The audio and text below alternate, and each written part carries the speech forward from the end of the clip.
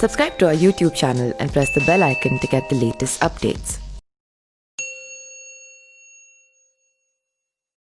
आज 85 लाख आबादी प्रभावित रही, 18 जिला बाढ़ में डूबा रहा।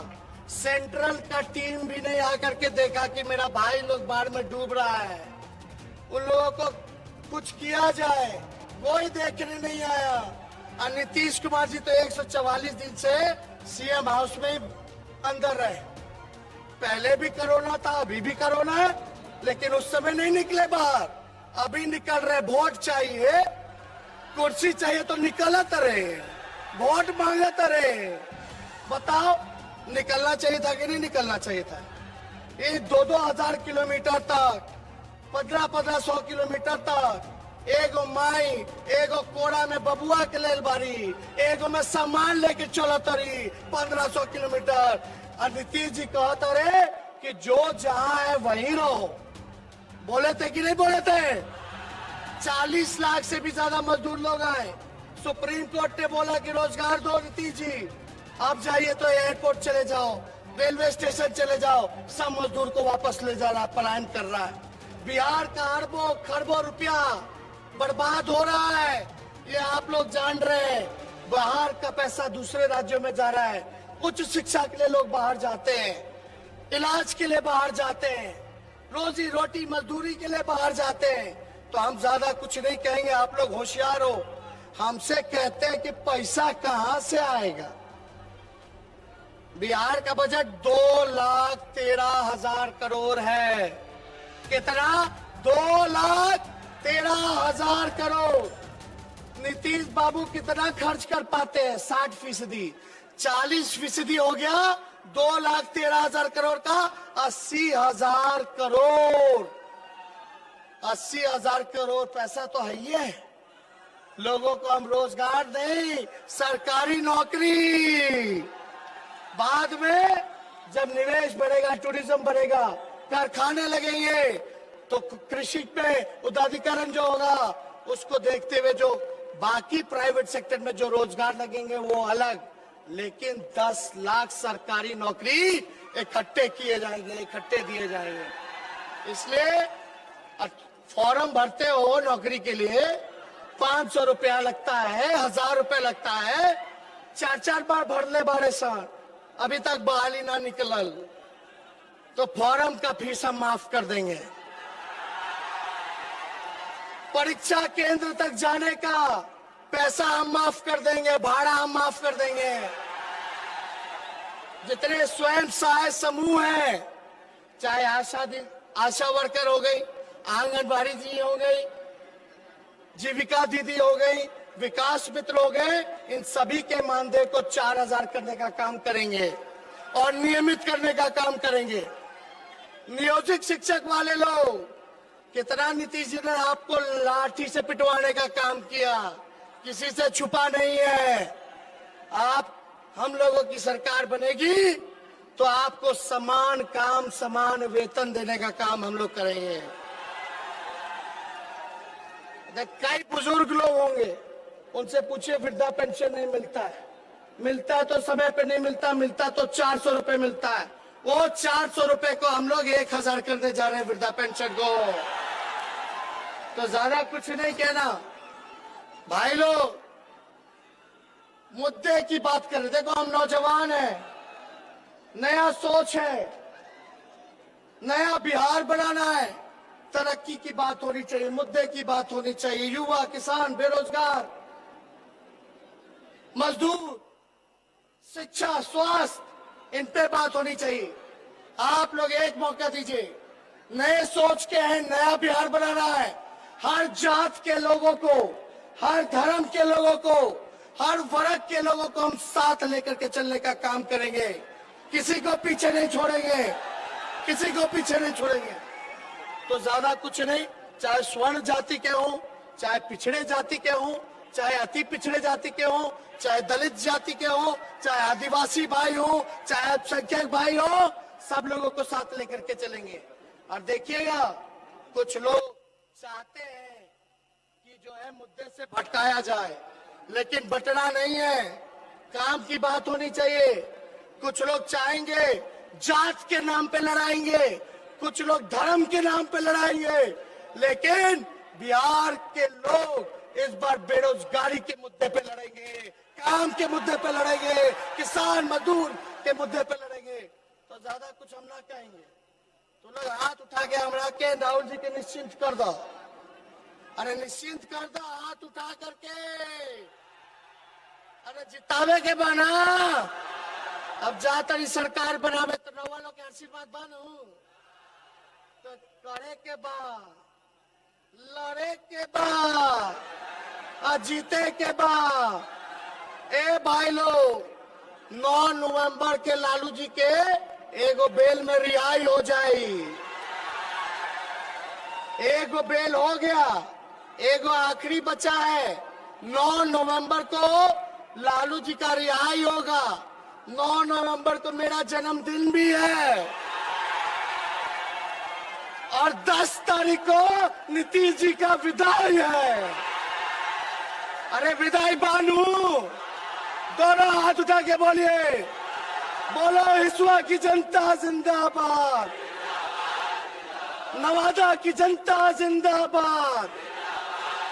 ये लड़ाई कोई नीतीश जी और तेजस्वी की नहीं है, राहुल जी और मोदी जी की नहीं है, ये लड़ाई तानाशाह सरकार और जनता के बीच है, और हम और राहुल जी जनता के साथ कर रहे हैं। बहुत बहुत धन्यवाद। जय हिंद, जय बिहार। अब मैं आमंत्रित करना चाहता हूं इस देश के नेता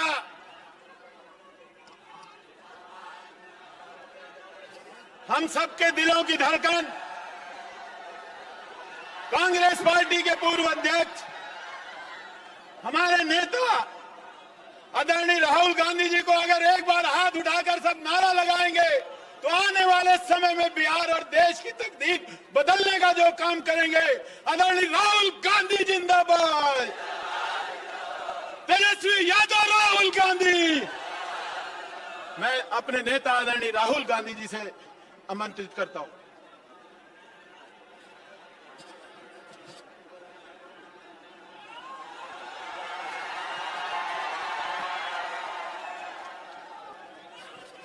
तेजस्वी यादव जी, मदन मोहन झा जी, शक्ति सिंह गोहिल जी, तारिक अनवर जी, अखिलेश प्रताप सिंह जी, सुबोध कांत सहाय जी, अजय कपूर जी, देवेंद्र यादव जी, महेंद्र यादव जी, कैंडिडेट्स नीतू कुमारी जी, मंथन सिंह जी, विभा देवी जी, प्रकाश वीर जी, भाइयों और बहनों, प्यारे कार्यकर्ताओं, प्रेस के हमारे मित्रों, आप सबका यहां बहुत बहुत स्वागत, नमस्कार। कैसे हैं आप लोग? अच्छे हैं? नीतीश जी की सरकार कैसी लगी आपको?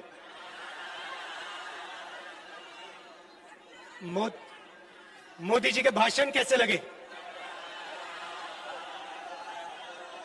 अच्छे लगे?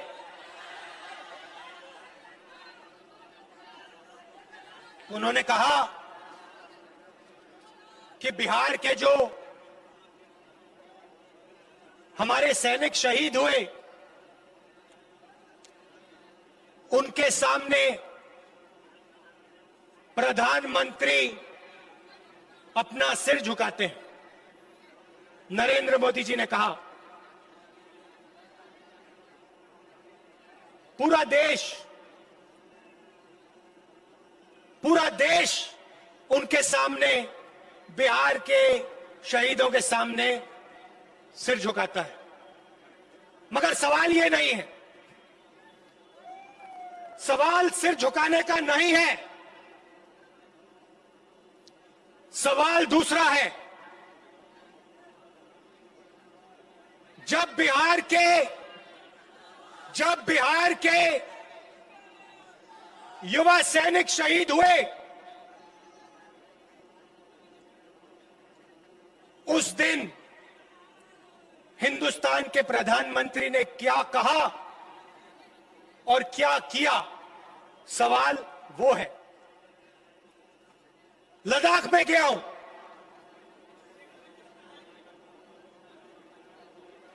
लद्दाख में हिंदुस्तान की सीमा है और उस सीमा पे बिहार के, उत्तर प्रदेश के, बाकी प्रदेशों के युवा अपना खून, अपना पसीना देकर हिंदुस्तान की रेखा, जमीन की रक्षा करते हैं। लद्दाख में ऐसी जगह है जहां -20, 25, 30 डिग्री सेल्सियस का टेम्परेचर है। ऐसी जगह है जहां हमारे सैनिकों को 10-15 दिन पोस्ट तक पहुंचने के लिए चलना पड़ता है।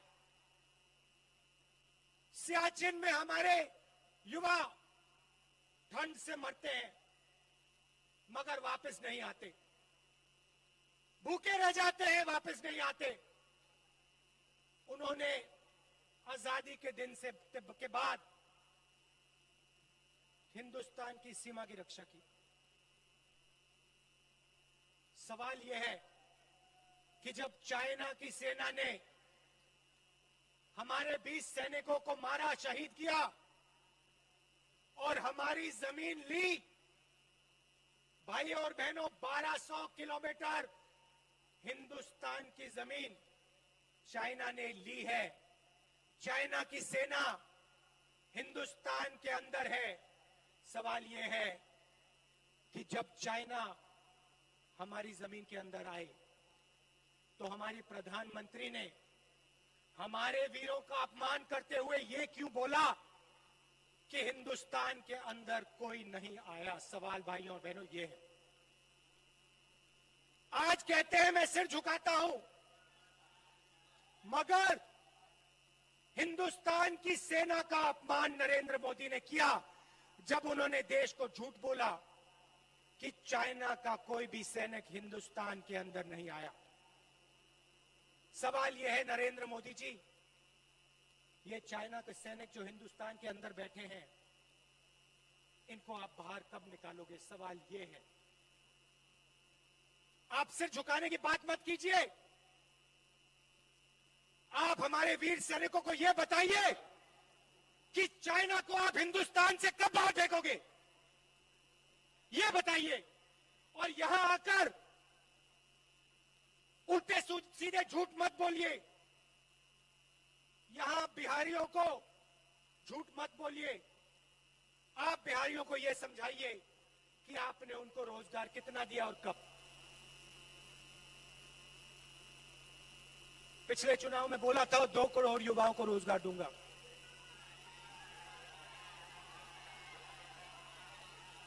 मिला? किसी को मिला?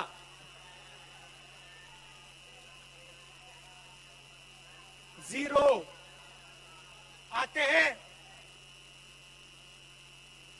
कहते हैं किसानों के सामने मैं सिर झुकाता हूं, सेना के सामने मैं सिर झुकाता हूं, मजदूरों के सामने मैं सिर झुकाता हूं, छोटे व्यापारियों के सामने मैं सिर झुकाता हूं। और दूसरे घर जाते हैं और अंबानी और अदानी का काम करते हैं,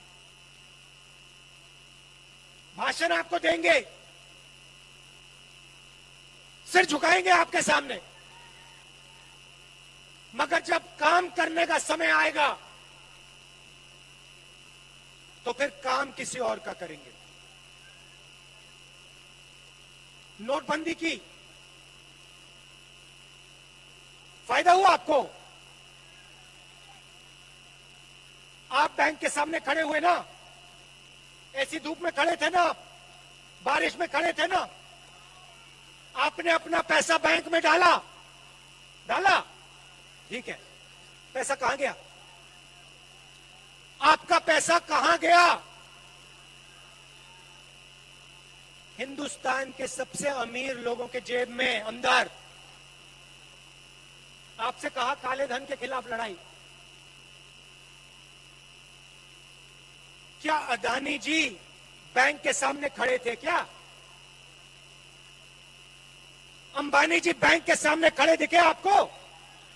नहीं, वो ऐसे कमरे में आपका पैसा छीना और उनका कर्जा माफ किया। हमारी सरकार थी, 70,000 करोड़ रुपए किसानों का कर्जा माफ किया था। पंजाब में हमारी सरकार, पंजाब में किसानों का कर्जा माफ किया। मध्य प्रदेश में सरकार बनी, मध्य प्रदेश में कर्जा माफ किया। छत्तीसगढ़ में कर्जा माफ किया। नोटबंदी पे नहीं रुके, उसके बाद जीएसटी लागू की, सब छोटे व्यापारियों को खत्म कर दिया। किसके लिए? हिंदुस्तान के सबसे बड़े अमीर लोगों के लिए। भाई और बहनों, आप समझो, रास्ता साफ किया जा रहा है। अंबानी और अदानी के लिए नरेंद्र मोदी रास्ता साफ कर रहा है। किसानों को, मजदूरों को परे कर रहा है, छोटे दुकानदारों को परे कर रहा है। आने वाले समय में आपका पूरा का पूरा धन हिंदुस्तान के 2-3 पूंजीपतियों के हाथ में हो जाएगा। आपके खेत आपसे छीन लिए जाएंगे और इनके हाथ चले जाएंगे। 3 नए कानून बनाए हैं। किसानों पर आक्रमण करने के 3 नए कानून बनाए। बिहार में इन्होंने पहले कर दिया था, अब ये पूरे देश में कर रहे हैं। मैं थोड़ा पानी, अब ये पूरे देश में कर रहे हैं। यहां पे इन्होंने मंडी खत्म की, एमएसपी खत्म की, अब ये पूरे देश में मंडियों को, एमएसपी को खत्म कर रहे हैं। लाखों लोगों को धन्यवाद।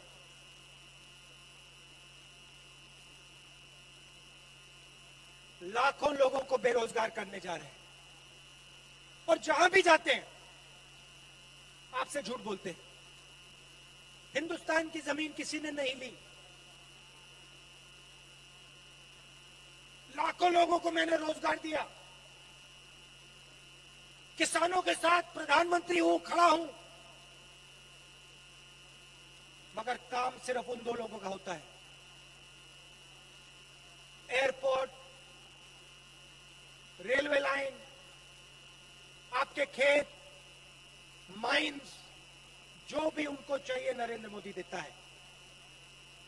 आप लोग देखते रह जाते हो। अब आपके हाथ में चाबी है। अब नरेंद्र मोदी जी के हाथ में, नीतीश जी के हाथ में चाबी नहीं है। अब चाबी आपके हाथ में। जो निर्णय आप लोगे वो बिहार में होने जा रहा है और अब इनको हराना है। बिहार के लिए, बिहार की विकास की सरकार, बिहार के किसानों की, मजदूरों की सरकार अब बिहार में लानी है। कोरोना हुआ, नरेंद्र मोदी जी ने कहा 22 दिन में लड़ाई जीती जाएगी। बिहार के सब मजदूरों को दिल्ली से, बाकी प्रदेशों से भगाकर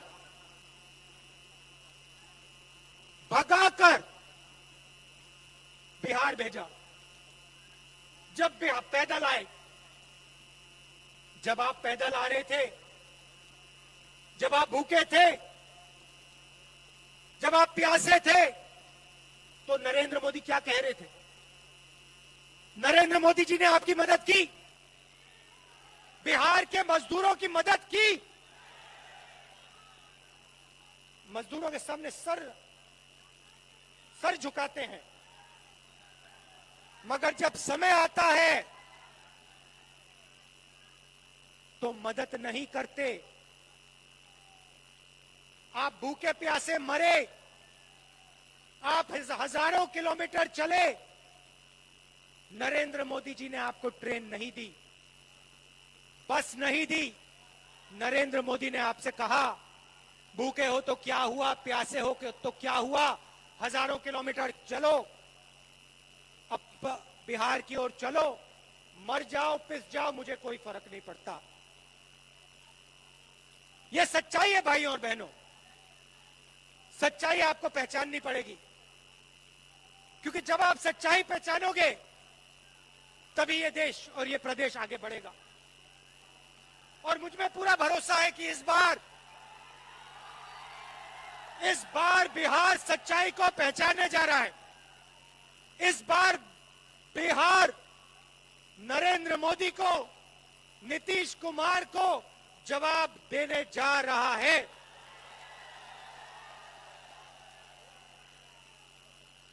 सही जवाब इस बार मिलेगा नरेंद्र मोदी को। आप दूर दूर से आए, इसके लिए आप सबका बहुत बहुत धन्यवाद।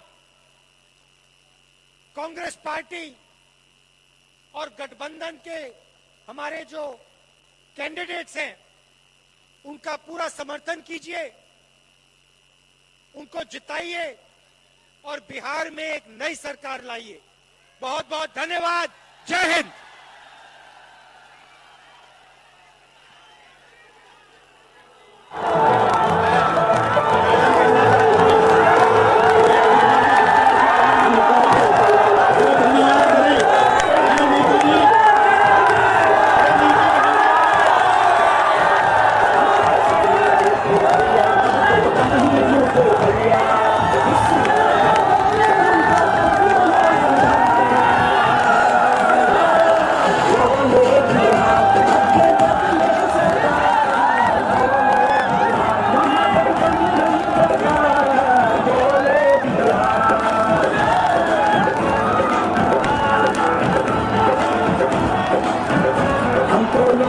सीधे साधे तुमने बढ़कर किए किताबे,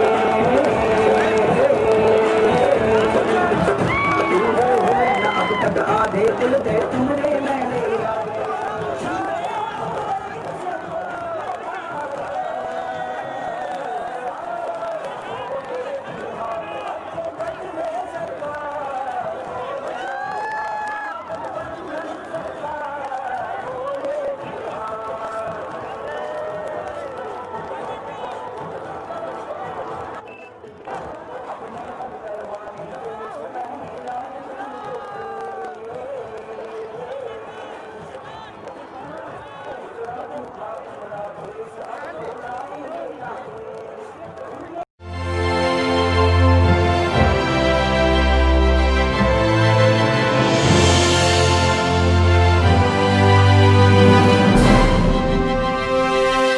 Subscribe to our YouTube channel and press the bell icon to get the latest updates.